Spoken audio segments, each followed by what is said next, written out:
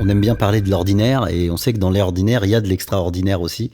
Et donc, on est focus sur le fait de faire un film, du cinéma, c'est une comédie, c'est de la fiction, mais on a besoin d'une trame très très très réaliste, sinon notre cerveau ne se met pas bien en marche. Donc on a besoin de cette connexion avec le contemporain, avec notre époque.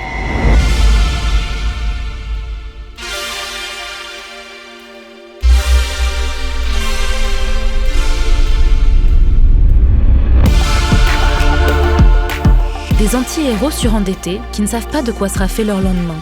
Des activistes écologistes qui, eux, luttent pour offrir un avenir à tout un chacun. Comment concilier ces deux combats du quotidien ? Et surtout, comment faire rire en parlant ?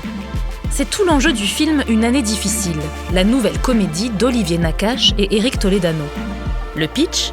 Albert et Bruno, interprétés par Pio Marmaille et Jonathan Cohen, sont surendettés. Et c'est dans le chemin associatif qu'ils empruntent ensemble qu'ils croisent des jeunes militants écolos. Plus attirés par la bière et les chips gratuites que par leurs arguments, ils vont pourtant peu à peu intégrer le mouvement et tomber sous le charme de ses membres. Pour parler du film et des sujets de société qu'il traite, Stéphanie Chermont est allée rencontrer le duo de réalisateurs, accompagnée d'une véritable militante écologiste, Pauline Boyer. Bonjour Éric Toledano et Olivier Nakache. Bonjour. Bonjour Pauline Boyer. Bonjour. Merci d'être là pour parler du film Une année difficile, réalisé par vous deux, Éric et Olivier. Vous me permettez de vous appeler par vos prénoms ? Évidemment. Évidemment, pas de problème. Et oui, pour cet épisode, on sort un peu de la rencontre entre un acteur et son double dans la vie. Pour vous tendre le micro, vous réalisateurs. Éric et Olivier, on vous connaît pour vos films à succès, Intouchables, Le sens de la fête, Hors normes. Pourquoi cette fois-ci vous attaquez-vous à deux grands thèmes dans cette comédie, le surendettement et l'activisme écologique ? Peut-être parce que pendant le Covid, il y a eu pour nous une forme d'introspection générale qui nous a été donnée. Nous, on l'a vécu comme un moment de remise en question générale. Et au moment de cette remise en question, tous les discours ont émergé. Le discours le plus large qui a émergé, qui a été d'ailleurs le moins suivi, c'est le monde d'après. C'est-à-dire qu'on a construit une idée qu'on allait vivre différemment parce qu'on avait peut-être justement, à un moment ou à un autre, pas vraiment observé la façon dont on se comportait. Et évidemment est venue l'idée de la consommation, de la surconsommation. Aussi, on était forcé d'être beaucoup à la maison. Je pense qu'il y a eu un dialogue avec les enfants qui a été nouveau et on a entendu leur discours aussi sur leur peur, leur éco-anxiété, leur peur de l'avenir. Et donc tout ça nous a questionné, nous a invité à réfléchir et est sortie cette idée de parler de ce moment de transition, cette photographie de l'époque entre, comme à l'image dans le film, un moment d'un blocage entre des militants qui empêchent des gens de rentrer à un Black Friday et des gens qui veulent absolument rentrer. On s'est dit, mais qu'est-ce que ça nous raconte de façon photographique ? On s'est dit, de façon objective, prenons cette photo et essayons de l'analyser. Pauline, vous êtes activiste pour le climat, écoféministe, chargée de campagne pour Greenpeace à propos de la transition énergétique et directrice de publication de la revue Alternative non violente. C'est pas mal, hein ? Et si vous êtes avec nous, c'est parce que le film vous a beaucoup touché. En off, vous nous avez même dit que vous êtes reconnue dans un personnage, même très fortement, de Noémie Merlan, ce personnage qui est un peu central dans le film. Pour ceux qui n'ont pas vu justement Une année difficile, Noémie, elle joue une activiste écologiste, rigoureuse, intense. Et en quoi vous êtes reconnue dans ce personnage ? Dans plusieurs choses, notamment l'intensité avec laquelle elle lutte, le cœur qu'elle met dans toutes ses actions. Et ça, c'est pas propre à ma personne, c'est le cas des activistes avec lesquels je fais mes actions. Et c'est cette envie-là et cette détermination qui vient justement transcender l'angoisse qui nous fait quand même agir et la lucidité qu'on a sur les problèmes, sur les crises actuelles, que ce soit le dérèglement climatique, la surconsommation avec la surconsommation de ressources naturelles qui entraîne l'effondrement de la biodiversité. Et ça, je trouve très bien que ce soit lié dans le film parce que souvent on pense au climat, mais pas forcément lié à la surconsommation. Et donc oui, Noémie Merlan joue très bien par ailleurs. Donc ça sert beaucoup nos actions et le fait que on puisse être entraîné dans l'envie d'agir. Je rebondis, il y a vraiment 2 thèmes dans le film, en tout cas pour Marie et moi qui avons préparé ce podcast, le surendettement et l'activisme écologique. C'est ça. Et c'est intéressant parce que on a d'un côté le récit de l'éco-anxiété, de pourquoi les militants passent à l'action et veulent aller vers moins de consommation, l'impact sur 2 personnages qu'a la surconsommation. Donc on a l'impact sur la planète et l'impact sur les vies de ces personnes-là, qui je trouve est très intéressant d'illustrer dans un même film, et que la solution pour sortir de ça, c'est le passage à l'action, c'est parce que dans l'action et dans ce groupe-là, ils y trouvent la solidarité, l'acceptation des personnes qui arrivent telles qu'elles sont, alors qu'ils sont complètement ovnis au milieu des militants. Et puis, à la fin, on se demande pourquoi reste-t-il ? Et c'est, je pense, cette joie partagée, cette amitié qui naît aussi au fur et à mesure des actions qui sont très intenses et donc sont vraiment des moments d'accélération, de création de liens. Éric, Olivier, comment vous réagissez aux propos de Pauline ? Est-ce que ça fait écho à ce que vous aviez imaginé pour ce film ? Oui, fortement. Et je comme souvent, quand on fait un film, il nous parle par intermédiaire. Et là, Pauline nous parle par intermédiaire encore mieux de ce qu'on a essayé de dire. Et notamment sur l'effet fédérateur et donneur de sens. C'est-à-dire que si on résumait, ils sont un peu épuisés par leur consommation qui les a un peu sortis du cercle de l'existence, puisqu'il y en a un qui vit à Roissy, l'autre qui a perdu la garde de son fils, qui est carrément en train d'être déprimé, au point presque même de vouloir, même si c'est que une tentative, mais presque atteindre à ses jours. Donc ils sont en train de sortir d'un circuit, et comment la création d'un sens commun et d'un objectif en commun peut les remettre en selle et peut leur redonner aussi une énergie en dehors même de la cause, parce que justement ils sont tellement loin au début que peut-être qu'ils n'y comprennent pas grand-chose. Effectivement, il y a une image qui me revient, qui est dans la bande-annonce, où ils écoutent le discours et Jonathan se regarde plus, il dit « Je suis désolé, c'est un traquenard ».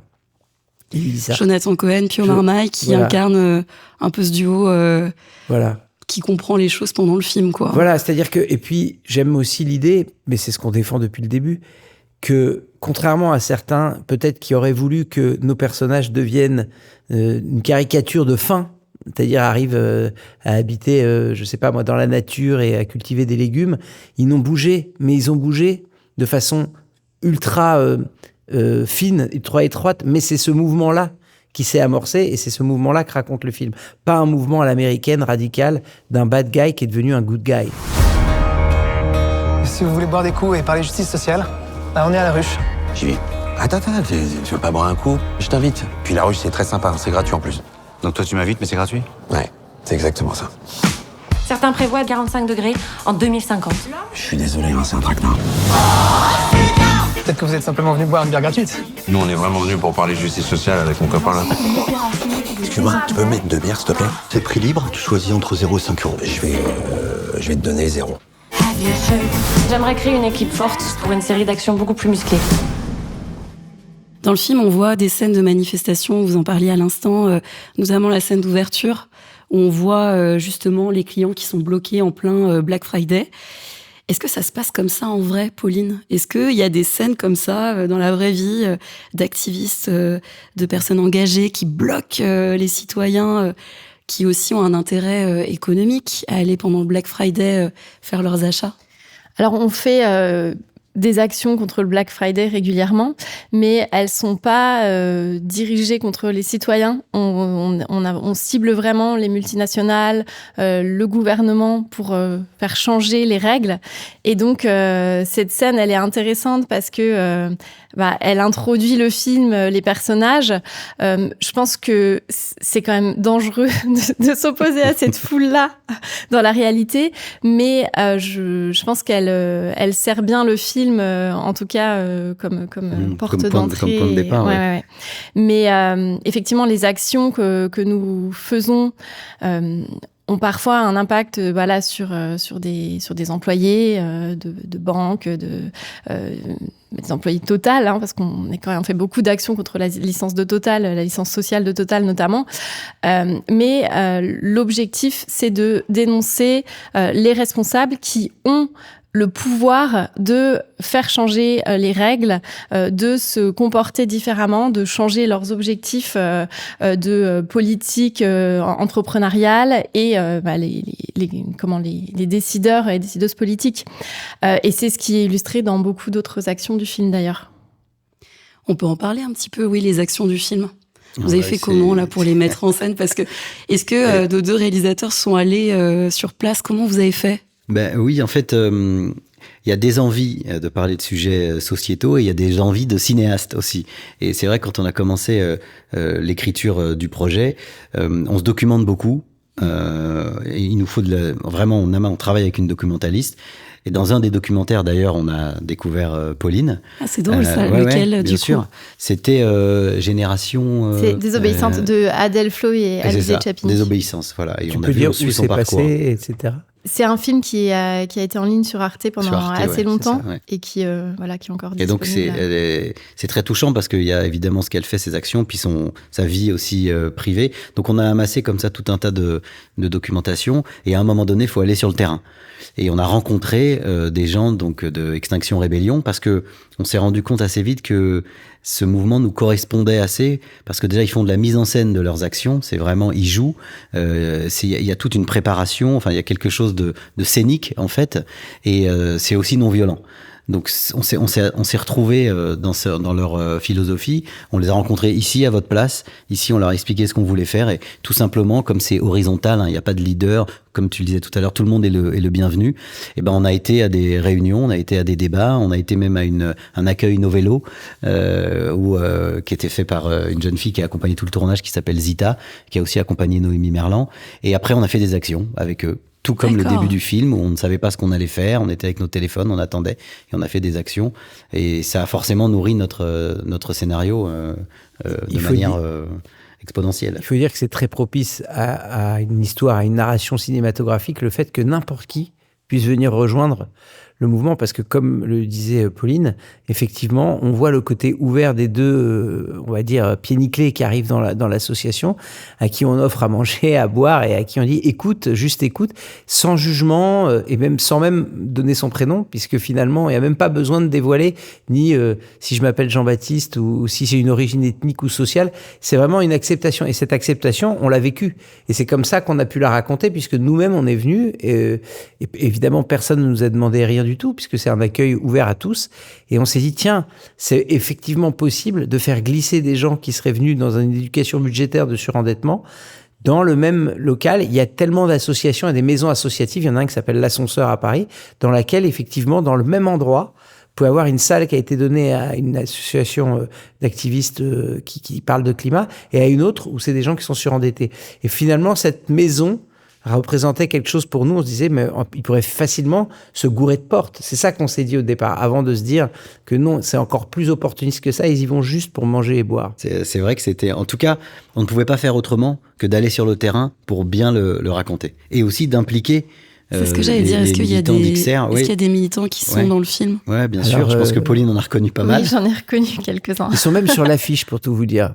Ah bah dites-nous. C'est-à-dire que il y a une affiche avec 3 personnages et c'est issu d'une scène où ils sortent de garde à vue parce qu'il y a des gardes à vue, Pauline pourra en parler, il y a des risques et donc il y a tout un tas d'arsenal pour accueillir les gens et juridiques et les câlins et les cafés, tout ça on l'a appris. Et donc effectivement, pendant qu'on tournait cette scène de sortie, tous les militants attendaient nos héros, nos acteurs, et c'est là que la photo du film a été prise. Donc tous ceux qui sont autour, qui ont fait, on va dire, à peu près 40 jours ou 30 jours de tournage en moyenne chacun, on leur a proposé, puisqu'on a toujours ce principe de mélanger, puisque c'est le sujet du podcast, la fiction et la réalité, on l'avait fait dans Hors Normes avec des éducateurs, on leur propose aux non-acteurs de venir jouer. On pense que tout le monde peut jouer et que parfois ça crée de la justesse parce que comme ils sont en connexion, parce qu'il y a beaucoup d'attentes au cinéma, beaucoup de repas, de pauses, et ben les gens discutent et se rapprochent de la façon du sujet et de la façon de l'interpréter. C'est vrai que c'est un peu un point de votre cinéma à chaque fois d'être très juste, d'être dans le vrai. Même si ça reste de la fiction. Oui, ça reste du cinéma. Si vous voulez, nous, on aime bien parler de l'ordinaire et on sait que dans l'ordinaire, il y a de l'extraordinaire aussi. Et donc, on est focus sur le fait de faire un film, du cinéma. C'est une comédie, c'est de la fiction, mais on a besoin d'une trame très, très, très réaliste. Sinon notre cerveau ne se met pas bien en marche. Donc, on a besoin de cette connexion avec le contemporain, avec notre époque. Donc, on avait besoin de cette connexion avec eux. À la fois des bénévoles et à la fois des militants. Hier, à Paris, des militants écologistes ont bloqué la circulation devant l'Assemblée nationale. Une jeune femme s'est même collé la main sur le goudron. Il y a quelques jours, d'autres avaient bloqué une autoroute. Des actions très différentes, mais qui portent des objectifs communs. Alerter l'opinion publique et demander une action politique à la hauteur de l'urgence écologique. Nous représentons la dernière génération avant le point de basculement climatique. C'est-à-dire que collectivement, nous avons encore une chance d'échapper à la destruction. C'est pour ça que je suis dans la résistance et que j'y consacre ma vie. Pauline, quand tu as regardé le film, qu'est-ce que tu en as pensé ? Est-ce que tu as retrouvé des scènes ? Est-ce que tu as trouvé que c'était juste dans le vrai, dans cette connexion ? Déjà, les premières secondes, j'étais là, ils sont en action. Et ils sont juste dans le métro en train d'attendre. Mais déjà, dès les premières secondes, j'ai senti une petite émotion de reconnaissance de ce que ça fait d'être dans cette situation-là.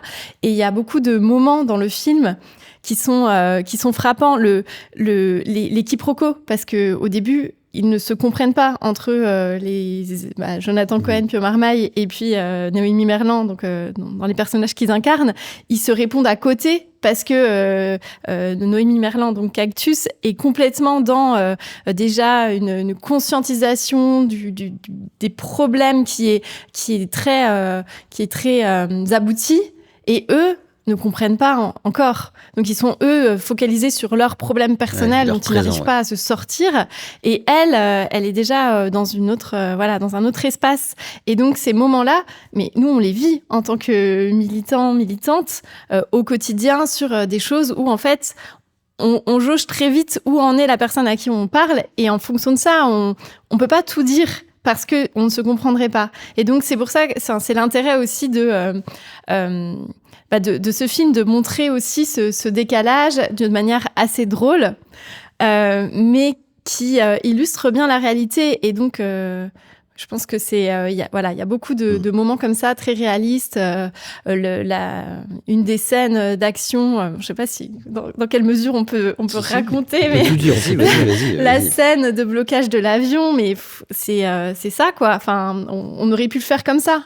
Donc, on l'a fait de manière différente dans notre réalité, mais c'est quasiment tout pourrait se passer comme ce qui est raconté dans le film. Et c'est ça qui est passionnant.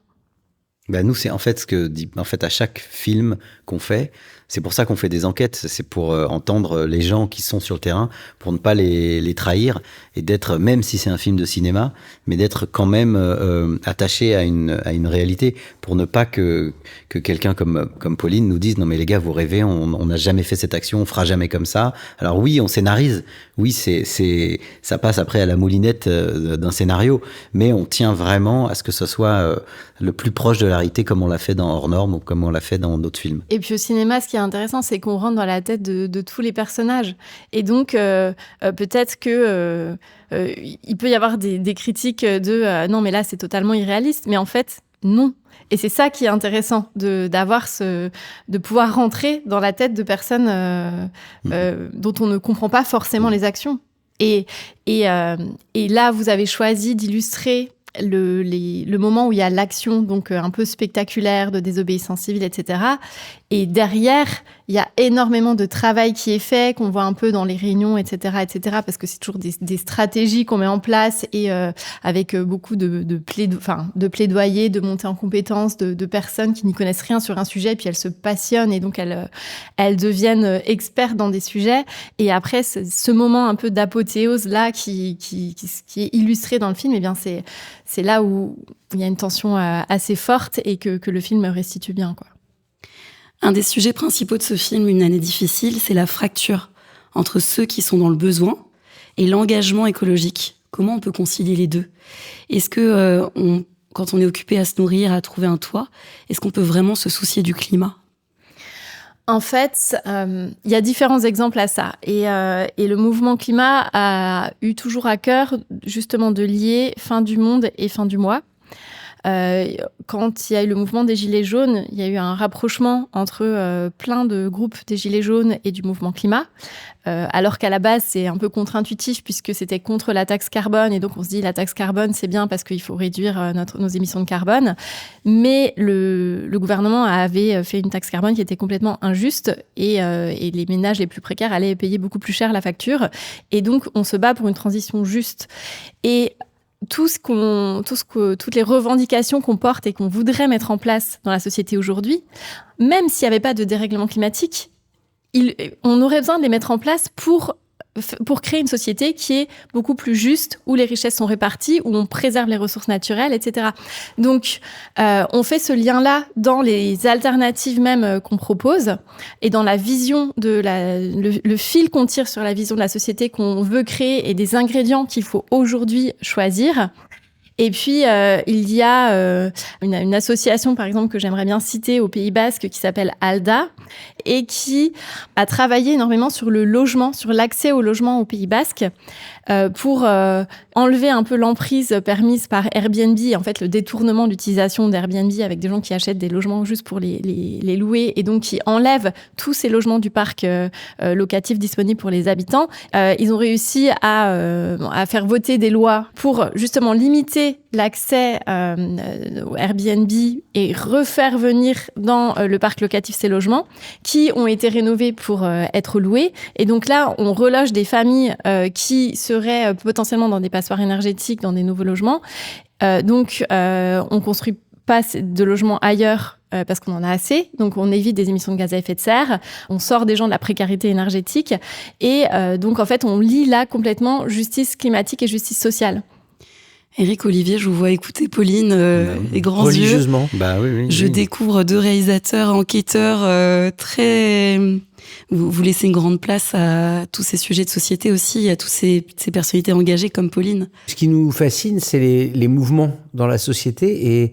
Et voilà encore, si vous voulez, d'autres chapitres qui s'ouvrent, parce qu'elle nous parle d'autres mouvements et des mouvements d'union entre justice sociale et justice climatique. C'est très intéressant, parce qu'évidemment, en dehors du fait de préserver la planète, il y a aussi... De toute façon, et c'est ce que je disais tout à l'heure sur le Covid, il y avait une façon d'exister qui était à remettre en cause. Sur une espèce de vertige de l'illimité dans lequel on vit. C'est-à-dire que moi, je repense souvent à cette assiette que l'on remplit dans les buffets, dans les hôtels dans lesquels on ne va plus, évidemment, mais dans lesquels on a pu aller, où ils appellent ça les all include. Vous avez tout à volonté, vous savez que vous allez rien manger, mais vous avez envie de remplir l'assiette de façon démesurée. Vous voyez des gens passer avec beaucoup trop, qui vont laisser 80% de l'assiette de côté. Je trouve que c'est un peu le symbole de comment on vit jusqu'à aujourd'hui, et que indifféremment de ce qui se passe dans le climat, c'est pas une façon de vivre, de prendre 100% pour en jeter 80%. En tout cas, c'est pas comme ça que nos mamans nous ont élevés. Et même si vous êtes réalisateur d'une fiction, là, est-ce que le film, il a un impact aussi sur vous, en tant qu'homme ? Ah oui, parce que vous enquêtez, vous passez énormément de temps. On passe du temps. Vous écoutez beaucoup de gens, vous êtes dans le mouvement. On est de toute façon, on est pour eux et on est concerné, évidemment. Sinon, on parlerait pas de ces sujets et puis on parlerait d'autres choses. Mais en tout cas, oui, c'est vrai que on sort pas pareil quand on a passé 1 an, 2 ans à écrire ce scénario, à enquêter, à être sur le terrain. C'est sûr qu'on voit des choses, on entend ces choses, on entend des militants comme Pauline, mais ça va au-delà du militantisme parce que on se dit il faut chercher des solutions. Et il y a des solutions, il faut les écouter. Ce qu'elle raconte là sur cette association ALDA, c'est ultra intéressant. Donc ça, c'est vrai que on a beaucoup de questions. Nous, on se questionne beaucoup. On n'apporte pas de réponse. On n'est pas ni militant ni politique, mais de temps en temps, on cherche des solutions. Et voilà, il n'y a pas un chemin pour parler de l'économie. Il y a plus l'écologie, pardon, et de l'économie d'ailleurs aussi. Il y a plusieurs chemins. Nous, le nôtre, c'est le cinéma. Pauline, c'est l'engagement, et elle va trouver des solutions. Donc c'est vrai et elle fait partie de la société civile. C'est pas une politicienne. Donc c'est vrai que c'est très intéressant. Et nous, on a beaucoup de respect pour les gens qui s'engagent, comme les bénévoles, comme les gens qui vont un peu vers l'autre pour faire que ensemble on peut peut-être arriver à quelque chose de mieux. Pourquoi t'as remis ton t-shirt ? De toute façon, toi aussi, tu le gardes. Tu sens l'impact là ? Ah oui, je sens l'impact. Bon. T'as besoin de thunes ? Oui. Laisse-moi faire. Allez, c'est bon, monsieur. Allez, on y va. Comment ça se fait que le monsieur est passé, là? On fait une sensibilisation sur la crise climatique. Est-ce que t'as 20 balles? Mais sérieux? Obéissance à la loi, dispersez-vous. On ne descendra pas. Venez-nous chercher. Je vois bien qu'il y a un truc entre toi et moi. Mais il se passera rien entre nous. On ne descendra pas. Venez-nous chercher. Si je suis pas pressé, je peux t'attendre. Je vais essayer de créer un peu un lien entre ce que vous avez dit, vous trois. Pauline, à un moment donné, tu as dit qu'on rentre un peu dans la tête de chaque personnage. Éric, Olivier, vous avez parlé de montrer aussi par le mouvement. J'aime bien cette idée-là, parce que Extinction Rebellion, si je me trompe pas, se définit comme un mouvement. Il y a un côté dans le cinéma d'avoir ces actions, ces mouvements qui font que, à la fois dans la tête des personnages, à la fois dans toutes ces scènes d'action, on touche un peu plus les gens. Est-ce que vous pensez qu'aussi une comédie, d'en rire un peu, de mettre en scène, ça peut aussi avoir un impact assez costaud sur la société et les gens? On ne sait pas qu'on le pense, c'est que c'est une conviction. C'est-à-dire qu'on est certain qu'avec l'humour, il y a quelque chose qui a atteint presque comme une petite explosion qui se passe en chacun d'entre nous, qui fait qu'on est touché et c'est physique. D'ailleurs, c'est pour ça qu'on aime ça, aller dans les salles et entendre le physique presque chimique du rire, et ça opère sur les personnes. Et donc cette fameuse identification, parce que quand on dit on est dans la tête des gens, ça veut dire qu'on s'identifie. C'est ce qui le différencie du documentaire, où il y a quelque chose de plus objectif, alors que la fiction, on est avec eux dans leur combat.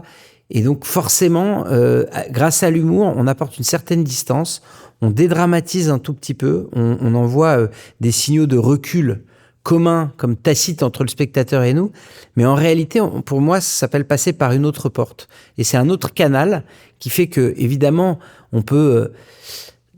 ça peut parfois être rebutant de culpabiliser les gens. On a déjà vécu ça, par exemple, sur le handicap. On a beaucoup travaillé sur ce sujet-là pour essayer de parler du handicap. Si vous en parlez de façon frontale, les gens, et ça s'est même retrouvé dans des questions marketing pour nous. Quand on fait Intouchable, il y a des gens qui nous disent, si vous mettez le fauteuil sur l'affiche, vous aurez personne dans la salle. Vraiment, donc, vous avez eu ces échos? Non, c'est des réalités. Je veux dire, les gens vont au cinéma, ils ont une vie compliquée, ils vont pas aller se détendre en voyant quelqu'un qui a une... Sauf que si vous en faites une comédie, il se passe ce qui se passe peut-être avec Intouchable. Alors, pas tout le temps, mais en tout cas, il se serait pas passé ça si on n'avait pas choisi le filtre de la comédie. Si Intouchable avait été traité d'une façon plus dramatique, il n'aurait jamais eu cette carrière. Mais il a beaucoup plus touché parce que les gens sont, entre guillemets, entretenus par quelque chose d'assez puissant qu'est le rire, et donc peut-être ouvrent encore plus leur façon de s'identifier derrière, parce qu'ils ont été séduits. Le rire, c'est séduisant. On le dit toujours, quelqu'un de drôle est plus séduisant. Au début, quand on est jeune, il n'y a que le physique, mais quand on avance un petit peu, heureusement pour d'autres, il y a aussi le fait que l'humour le charme puisse opérer. Et nous, on a de la chance parce qu'on a les deux. Voilà, c'est ça. C'est notre chance. Et on est humble. La journaliste ne répond plus rien, là. Elle est médusée par cette côté et ce sens cet humour et ce charme. Voilà. Mais l'humour est également un registre qu'on utilise dans nos actions non violentes. En fait, on joue sur tous les registres.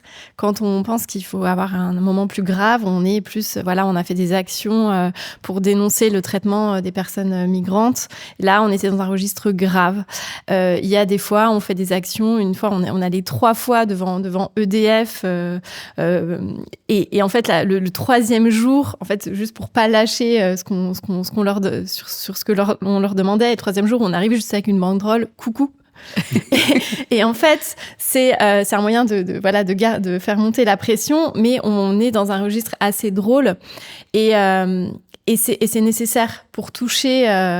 C'est parfois nécessaire justement pour toucher les gens, pour aussi ne pas trop se prendre au sérieux, parce que on agit dans un registre dans un domaine qui justement génère de l'éco-anxiété ou de différentes peurs.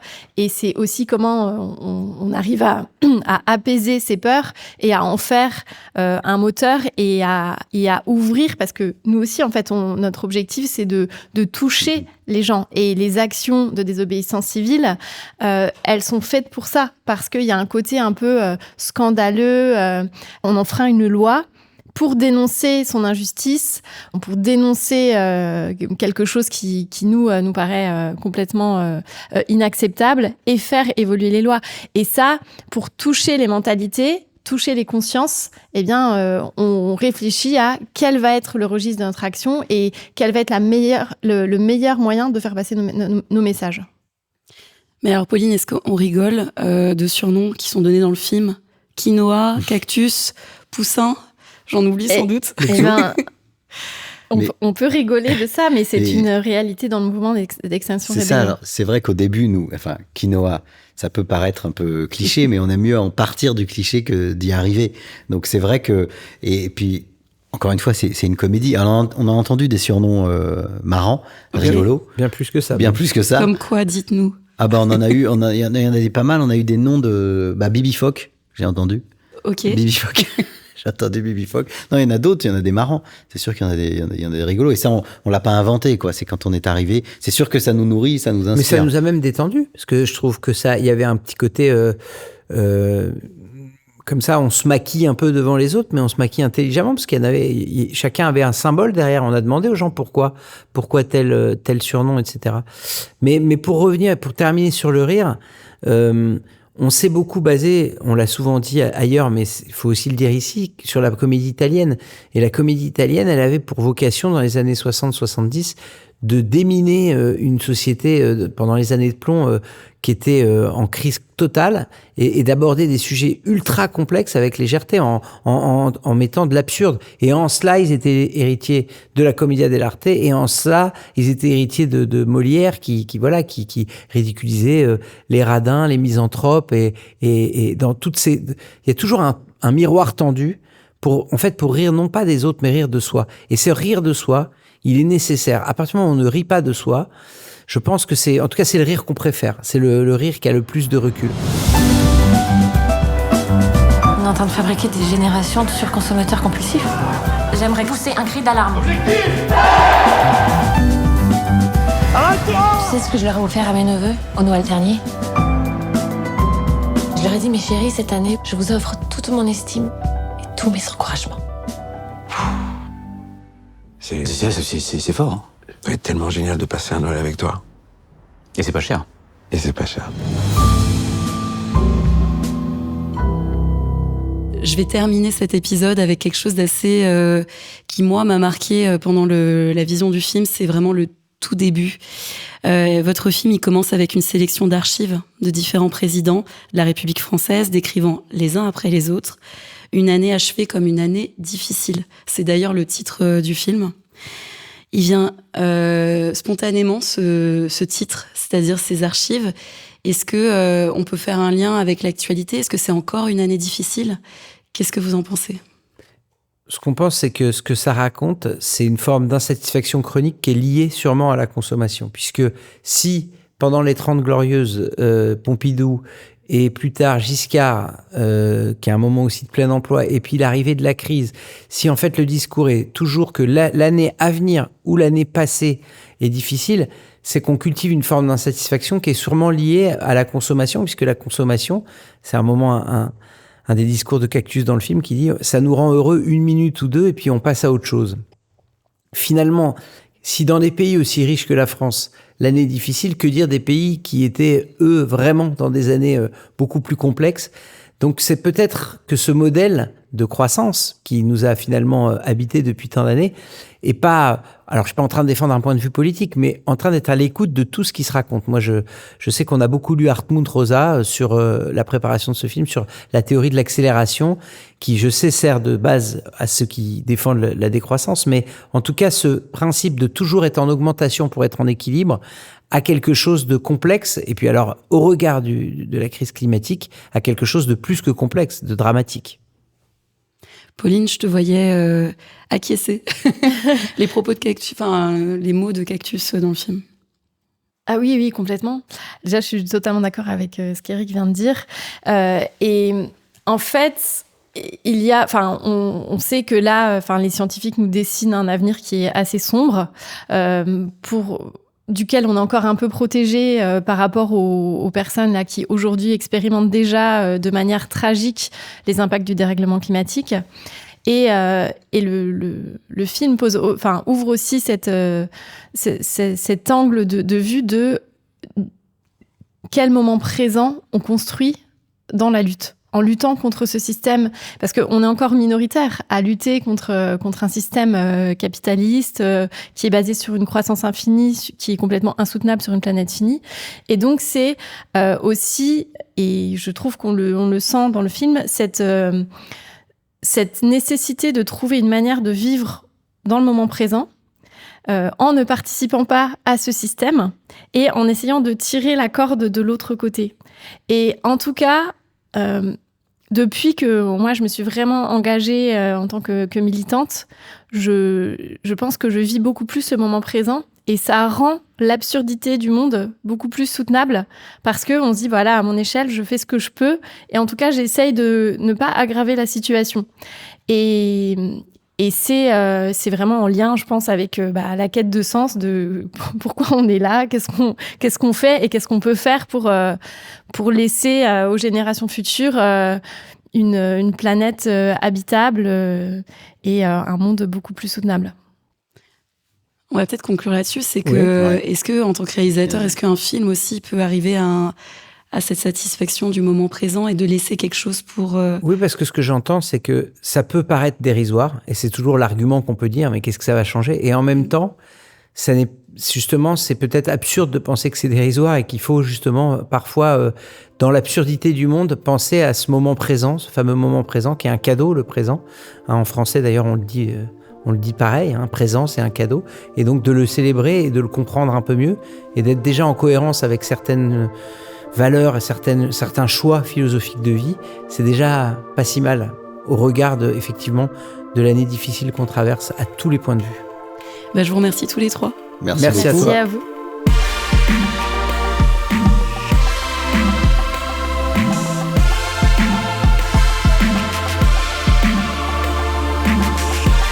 Vous venez d'écouter Réplique, le podcast de Canal+, qui questionne la relation entre fiction et réalité. Cet épisode est produit par François Saltiel chez Art Devoir et réalisé par Nico Bergman sur une idée originale de Steph Chermont et Marie Sala. N'oubliez pas de vous abonner à notre podcast et à lui donner plein d'étoiles.